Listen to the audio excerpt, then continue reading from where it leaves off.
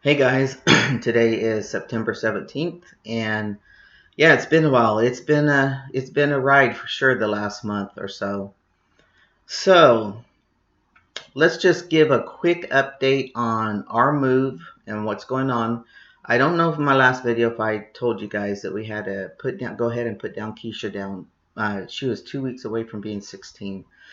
Her movement was getting worse and she was just existing. She didn't have any light in her eyes anymore. And she was just restless, so we decided to send her off to the Rainbow Bridge. So uh, we got the keys to the house the 21st, and we moved in on I believe the 24th, that Saturday. And that first week was about getting, internet hooked up, DirecTV hooked up. We ordered a bigger propane tank, got that installed. Just a bunch of business things that needed to, so that we can function the way we're used to functioning. We went ahead and I decided to bring the horses back over here before at the end of the month, because I thought, what the hell paying another board when they can just be out here? I don't care if the sprinklers work or not. They don't care.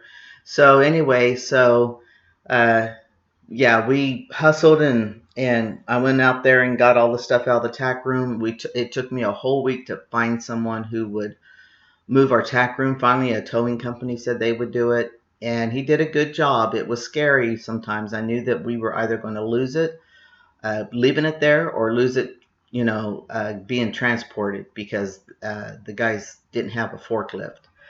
So anyway, he did really good. We didn't get any damage. One little piece of wood broke, the foundation. That's okay. It's fixable, and it didn't affect the way the tack room set. So got the horses. He came Friday, Saturday morning. Got the horses Sunday, and they love the place. We inherited two sheep from my niece. I call them one and two. They're called Cole and Ash, but one's always got his head through things. That's why I call him one. But anyway, we had some things happen that were could have been life threatening. Uh, we have eucalyptus trees all around us, and they were filled in enough to where it was our place was private. However, they were like 50 feet tall, 60 feet tall, and one of the branches came down in the road, and thank God no one was there. It was Thursday morning, and so we hustled and got that out of the road. And then 3 days later, a branch comes down on our power line. Now we're hooked up to a main power line, so it's called a piggyback. And so there's only three strands of wires coming over to our house. There's a pole on the side of our house. The branch came over on that. That branch was huge, man. It did fence damage. So we have some fencing to replace, but got that taken care of. We were out without power about 6 hours. And yeah, and then Monday morning comes along and Tony goes, "We've got another problem." I went, "Jeez." Something was leaking in the easement between the trees on our west side of our house and our house. So it was like this. And against the house, it was flooding. That's about 10 feet or so between us. And it was flooded really good. And I'm like, what the heck? And I said, I got to stop the power line. So I shut off the power the water to the house. That didn't stop it. So I went out to the well, and this guy, he didn't take care of anything. He had channel locks on the shutoff valve, which was a little, I don't know if any of you have any experience in shutoff valves, but it was one of those metal little pin shutoff valves that you turned, and it had a little nut on top. It was stripped. It wouldn't shut off. So I had to come back. I walked over 4,000 steps in an hour and a half, and with my feet. And I finally said, okay, there's got to be a shutoff valve to the sprinklers. So I went over to the big box, and there was a shutoff valve, and I went to shut it off, and he put the station valve right next to it where you couldn't move the handle. And I was like, really? So Tony had to leave for work, and she felt really bad. I was frustrated, and I finally decided I need to break up that box because it was made out of wood and it was probably about 2.5 feet deep. Took a shovel and broke it up, and I told myself, well, what do I have to lose if I push the valve, the station valve, over a little so I can shut off the water? And I said, if it busts, it busts. I mean, there's nothing else I can do. And so I did it, and I prayed, and it turned off. I got it pushed over enough for it to turn off, and I just went. I have not touched it to repair it yet because we've had the tree guys out here. I called the tree guy after the tree fell in the road and asked him to give me an estimate. Tony, in the meantime, said, "Babe, this they run 15 to 2,000 for each tree. We have like 20 trees." And I said, "Well, I'm not paying that." So I asked him to give me a bid on just the branches that are hung over into like over our house, over in the street and stuff, and then give me a bid how much he would charge me to do everything, clean it up, trim them, take 30 feet off, he suggested.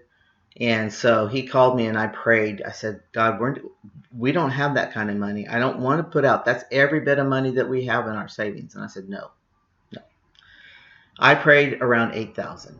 And so he called me, he says, Ethan, it'd be about 4,000 for all the branches hanging in the road and on that threatens your house and stuff. He goes, for the whole thing and taking down the 2 dead trees and for all the trees, 8,000. Praise the Lord. I said, I'll do the 8,000. He goes, are you sure, Ethan? I said, we've got to have it done, Leo, because I would not live with myself if someone got hurt from these trees. Sure, they've been living this whole time and not caused any bodily injury. It did crack the roof, and he had to replace the roof about 4 years ago. But I said I would feel better for the next 20 years knowing that these trees are going to be taken care of. So he said that they would be good for 5 or 6 years, and they've been on it a week and a half, and they just finished yesterday. So now that they're not using that road, I can go back and fix that sprinkler line and turn the sprinkler lines or sprinklers back on. So that's been kind of our thing. I had to call the plumber out on that valve, and I said, look, can you replace this shut off and shut on valve over here on the water tank? Because the secretary wasn't sure if they could do that. And he said, yeah, I could do it. So, I mean, we got that done too. And we're starting out fresh with just about everything we think we can. I mean, you know, we're going to be remodeling the house when it's too cold to work out out on the property. Right now we're clearing goat heads and weeds. I mean, he just didn't take care of anything. I'm sheetrocking the garage so we can get our stuff out of storage. The only stuff we got here is what we lived in the house in the last weeks of living there. So that being said, I will insert pictures on my next video. I'll get them all downloaded and show you what I've been talking about and how the place looks. We're excited. This house is bigger than the house we had. It's a split wing house, and so it's different for us. Our dogs love the backyard is huge. The front yard and the backyard's not bad at all either. I mean, it's bigger than our backyard was. So anyway, let's go into how I felt through all this being Mel. So when we called 911 for the branch that fell on the power, dealing with the firefighters and stuff was just like if they were talking with a male. I mean, I do feel older than a lot of the younger guys, and I realize my what my status is. You just feel that. It's a natural feeling like, okay, I've been there, done that. You know, I'm the old fogey, and these are the youngsters taking over, and pretty soon they'll be in my shoes, and I'll be in my grandparents' shoes. But I felt good that I'm not looked upon before because I knew stuff, and I would talk to guys and they would agree with me, but it was just kind of a, you know, not a same thing. There's just a male silent bond when you talk about things. It's just a camaraderie kind of feeling. I really don't know what the word would be for it. Maybe one of you guys would know what I'm talking about, have a word for it. But it's just something that is known when we're talking about things. And so we got the guys talking about them wanting to own land too and their wives and all that stuff. Every once in a while, though, I do feel not guilty. I don't know what the word is, but because I'm not a biological male. Sometimes I feel like I'm cheating them. I know it's weird. I don't feel it's not a bad feeling. It's not a guilty feeling. It's just something that every once in a while comes over me, and I think, man, if they only knew how would they react.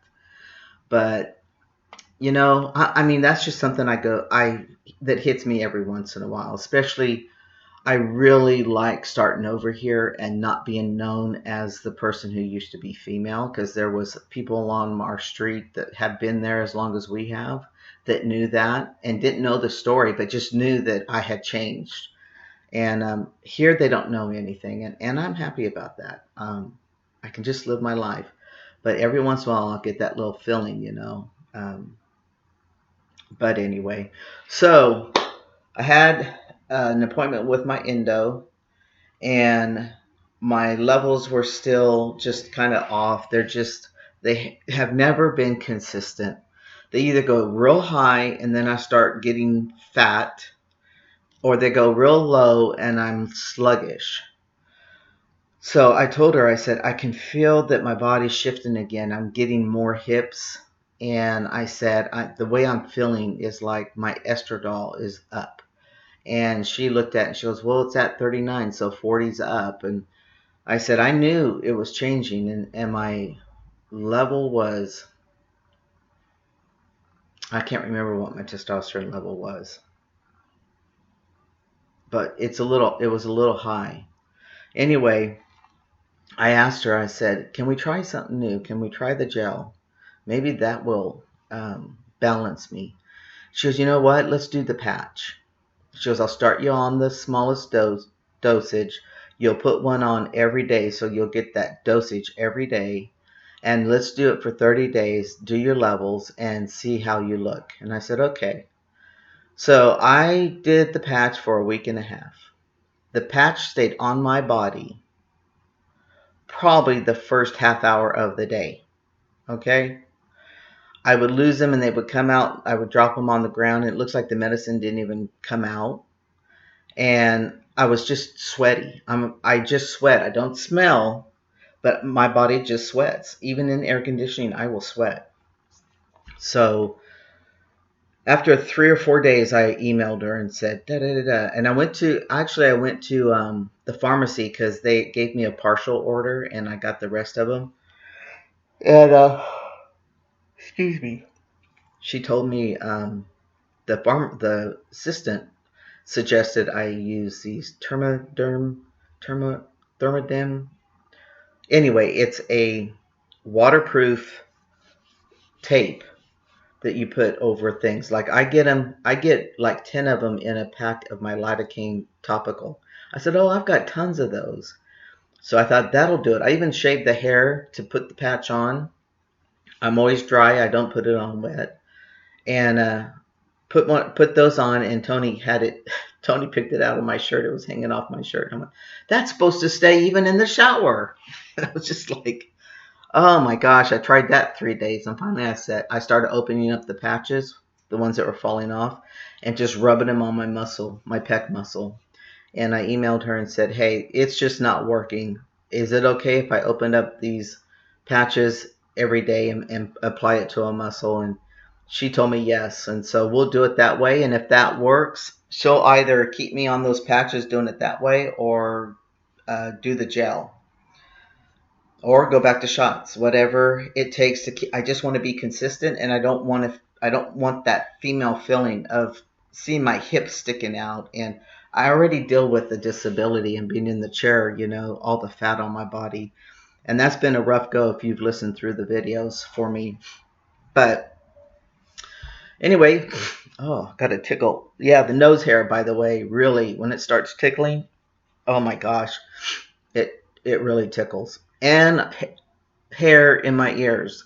My wife has been plucking them because I get this tickle. It happens every night when I go to lay down and read in bed. And I'm like, dadgummit. She looked at it. She goes, oh my gosh. And she pulled out a hair that was a half an inch long. And I said, We got to pluck those every time you do my hair. Oh yeah, my haircut here. Yeah, I just got tired of it.